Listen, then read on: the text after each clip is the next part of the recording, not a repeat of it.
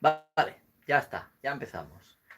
Pues nada, gente, este vídeo corto es para ir avisando, porque como la mayoría me habéis dicho la última vez que no os notificaba Twitch que estaba en directo, y tampoco os habéis enterado por las redes sociales, Twitter o yo qué sé, pues he decidido crear este mini directo ahora mismo, aquí, rápidamente, mientras...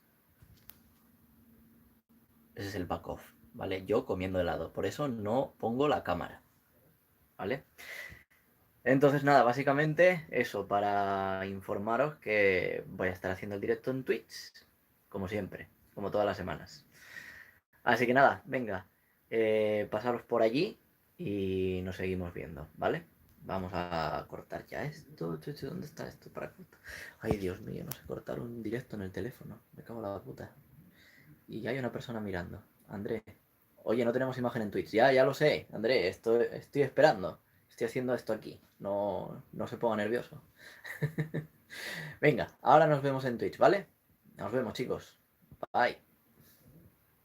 ¿Quién? Pues no se quita aquí. ¡Mierda! ¿Cómo se quita? Aquí. Sí, aquí. Venga, nos vemos en Twitch.